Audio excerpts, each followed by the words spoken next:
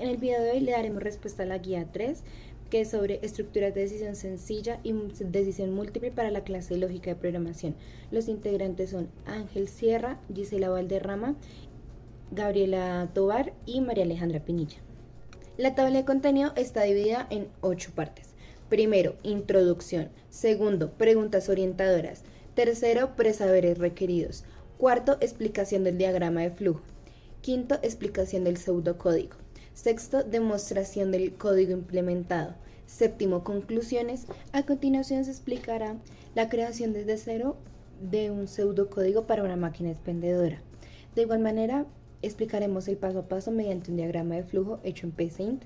Luego traduciremos este código al lenguaje de Python y mostraremos cómo funciona con diferentes situaciones que podríamos encontrar en una máquina expendedora. Bueno, ahora, ¿qué son las estructuras de control y por qué son importantes en la programación? Tenemos que las estructuras de control son las funciones que dirigen cómo se va a ejecutar un programa. Ellas nos ayudan debido a que nos brindan una mayor organización en la estructura del código para volverlo más claro y lógico. También vemos que lo vuelven flexible, ya que se puede adaptar a diferentes situaciones y a diferentes lenguajes de programación. También vemos que la eficiencia mejora debido a que podemos realizar tareas repetitivas sin tener que duplicar el código. La segunda pregunta es ¿cuáles son las tres estructuras de control principales y cuál es su propósito? Bueno, tenemos que las tres estructuras de control principales son las secuenciales, que dirigen como la secuencia de ejecución. Por ejemplo, en Python podría ser print. Las condicionales, que son las que nos ayudan a tomar decisiones mediante una condición previamente establecida. Y por tercero tenemos las repetitivas, que un ejemplo de ellas serían for o while, que nos ayudan pues a repetir el código, a repetir un bloque de código. Hola, mi nombre es Gabriela Tovar y en esta oportunidad vamos a hablar sobre las preguntas orientadoras de la guía número 3. Tenemos la pregunta, ¿cómo se implementa la estructura de control condicional if-else en la programación? Como respuesta tenemos, se utiliza para tomar decisiones basadas en una condición. Su propósito es ejecutar un bloque de código si una condición es verdadera y otro bloque diferente si la condición es falsa. Un claro ejemplo lo tenemos en el código que realizamos con el lenguaje de programación Python para nuestra máquina expendedora.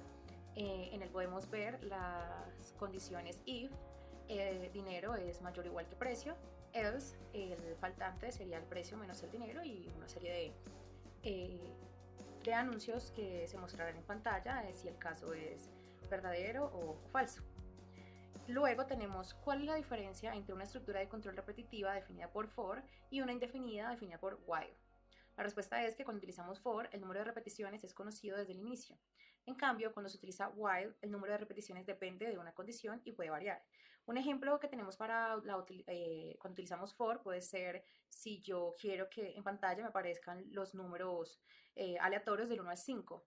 Van a haber solamente 5 posibilidades. En cambio, si yo utilizo while, lo puedo utilizar en una situación en la que el usuario debe ingresar una contraseña que debe ser la contraseña correcta y en caso de que no, pues se va a repetir el bucle de que no va a continuar con la siguiente operación. Entonces, aquí, por este lado, tenemos eso. Por último, tenemos cuándo es apropiado utilizar cada tipo de estructura de control en un programa.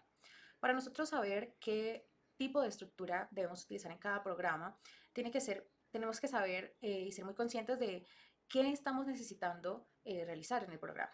Entonces, de acuerdo a esto, a la necesidad que haya, vamos a contar con unas diferentes estructuras. Por ejemplo, vamos a colocar unas situaciones y a qué tipo de estructura estarían ligadas. Entonces, digamos, si tenemos que tomar una decisión dentro del programa, la estructura recomendada es if, else. Si tenemos que recorrer una lista de datos, la estructura recomendada es for. Si tenemos que realizar una acción, un número fijo de veces, es decir, un bucle definido, utilizamos for.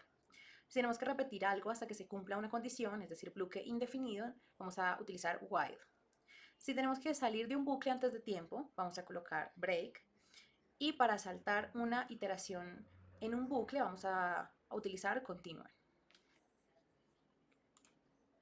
Bueno, mi nombre es Gisela Valderrama y en esta parte les explicaré sobre los presaberes requeridos. En el primer punto nos dicen los operadores relacionales devuelven un tipo de dato, A, aritmético. Este dato es para relacionar operaciones matemáticas, ya sean en números enteros o reales. El B, que es de carácter, esta es una unidad de información que expresa dígitos, letras o símbolos. El C, que es el booleano, este es un tipo de dato que solo puede tener dos valores, sea verdadero o sea falso. Y el D, que es el numérico, es una representación de números en un dato. Entonces, para el algoritmo de la máquina expendedora sería el número de los numéricos, ya que pues ahí manejamos los precios de los productos que tenga la máquina. En el segundo punto, ¿qué operador lógico representa el diferente? Nos dan en el punto A un signo de exclamación abierto. Este puede ser un error tipográfico, ya que no es un operador lógico en ningún lenguaje de programación. El B, que son, bueno, los dos símbolos que nos muestran en el punto B, esto representa en inglés el AND, o en español el I, que evalúa si dos condiciones son verdaderas. En el número C, que es el signo de exclamación cerrado y un igual, este operador quiere decir diferente de, indica que dos valores no son iguales. Y el D, que son dos signos, dos iguales, perdón, es una comparación de igualdad. Verifica si dos valores son iguales. Así que la respuesta correcta en este punto sería el C, que es el operador que representa el diferente. Y en el punto 3, que nos dice la fase de la resolución de problemas, podemos descartar el A y el B, ya que dicen diseño del algoritmo. Para un diseño de un algoritmo no se inicia directamente por el diseño. Entonces, quedamos con el C y el D, que es análisis del problema. Después sigue el diseño del algoritmo y en el C nos dice verificación y en el D codificación. Entonces podemos descartar la C, porque los pasos correctos son del punto D, que dice análisis del problema, diseño del logaritmo, codificación de ese diseño, compilación, verificación, depuración, mantenimiento del mismo y por último la documentación. En esta parte les hablaré sobre el diagrama de flujo, en donde observamos una figura que es un óvalo de color amarillo. Este va a ser el inicio del algoritmo, el cual contendrá el nombre del algoritmo, que en este caso es máquina, guión al piso, ese guión es para separar el nombre, expendedora. Con la flecha hacia abajo podemos observar otra figura que es un romboide. Este romboide contiene un texto el cual digita la persona que esté creando el algoritmo. Entonces, entre comillas, debe digitar el nombre de la máquina, que en este caso son unos iguales, máquina expendedora. La flecha que apunta hacia afuera nos indica que ese escrito va a aparecer en pantalla. Entonces, con la flecha hacia abajo podemos observar otro romboide que tiene de igual manera las comillas, un número 1, que va a ser el caso 1, o hablando de la máquina expendedora, va a ser el producto número 1, que se llamará chocolate, o es un chocolate. Con el signo de peso, está indicando un valor monetario, y 1800, que es el valor del chocolate. De igual forma, en el caso 2, 3, 4, hasta el caso 10, nos indica el nombre de cada producto y el valor del precio. El siguiente romboide, donde dice selecciona un producto, ahí es que vamos a ver en pantalla que debe seleccionar un producto entre el 1 y el 10. Aparece también más abajo un romboide de color rosado que dice opción con una flecha hacia adentro. Esa flecha indica que se capturará o almacenará los valores anteriormente ingresados. Entonces, más abajo nos muestra unos rectángulos con los numerales del 1 al 10. Estos son cada uno de los casos o productos, en donde nos muestra una flecha hacia abajo con otro rectángulo indicando el precio, que el precio de ese primer producto va a ser del valor que está ahí digitado. O sea, en caso del primero, el precio es igual a 1800. El segundo producto o el segundo caso, el precio es de 2800. Y así hasta el precio número 10, hasta el caso o el producto número 10. Al lado del 10 está un rectángulo donde dice de otro modo. Si el usuario ingresa, no sé, un 0 o un 11, esta sería una opción inválida y le indicará que intente nuevamente digitar otro número que esté dentro del rango solicitado. De ahí nos lleva todo a un rombo en donde dice que, que la opción debe ser mayor o igual a 1 o menor o igual a 10. Si digita algún valor diferente al indicado ahí, lo devolverá a la opción. Si no, nos dirige a un romboide de color verde, el cual señalará en pantalla que el producto cuesta tanto. Va a mostrar el valor dependiendo del producto que haya seleccionado.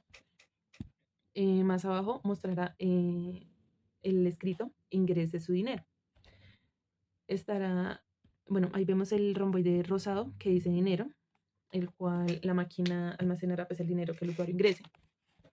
Y ahí nos muestra un rombo donde dice si el dinero es mayor o igual al precio, nos dirige a una operación de un rectángulo donde dice el dinero menos el precio es igual al cambio. Y ahí mostrará en pantalla su compra realizada con éxito. Y su cambio es de tanto, dependiendo del valor del billete que haya ingresado. O de lo contrario, si el dinero es menor que el precio, mostrará, bueno, en el rectángulo amarillo vemos donde dice precio menos dinero es igual a faltante. Entonces mostrará en pantalla dinero insuficiente, falta tanto, dependiendo igual de la cantidad que haya ingresado en la máquina. Y bueno, ahí ya finaliza el algoritmo. Ahora vamos a explicar cómo realizamos el pseudocódigo en PSInt y luego cómo se traduce todo esto a el lenguaje de programación Python. Primero, en PSInt vamos a seleccionar la opción escribir para que esto aparezca en pantalla. Primero escribimos el título, que sería máquina expendedora, y las opciones de productos que tenemos disponibles en esa máquina expendedora junto con su precio. A continuación, vamos a de nuevo darle la opción escribir para que el usuario seleccione un producto. Así que después de este mensaje vamos a dar leer opción, que es el número que el usuario digite aquí, el programa lo va a leer. A continuación vamos a seleccionar la opción según para definir en los casos, en cada caso de que el usuario seleccione el número 1, 2, 3, 4, 5, 6, 7, 8, 9 o 10, qué precio es el que se va a tomar. Si el usuario selecciona un número diferente a los ya indicados, entonces aquí está la opción de otro modo, se va a escribir, se va a mostrar en pantalla el mensaje que dice opción inválida, intente nuevamente. Luego de esto, eh, si la opción está entre 1, o sea, es mayor o igual que 1 y menor o igual que 10, es decir, como estos que aparecen acá, entonces vamos a continuar con nuestro algoritmo, vamos a escribir, a aparecer en pantalla un mensaje que dice el producto cuesta, la variable precio, que es esta que está acá, y luego de esto va a aparecer en pantalla, mediante la opción escribir, ingrese su dinero. Entonces esto le indica al usuario que debe indicarnos cuánto dinero va a ingresar para comprar el producto. Luego de esto, cuando el usuario escriba la cantidad de dinero que va a utilizar, vamos a leer la variable dinero. Luego vamos a utilizar la opción sí y si no en PSInt. Entonces, si el dinero es mayor o igual que el precio, entonces vamos a tener un cambio que es el dinero menos el precio.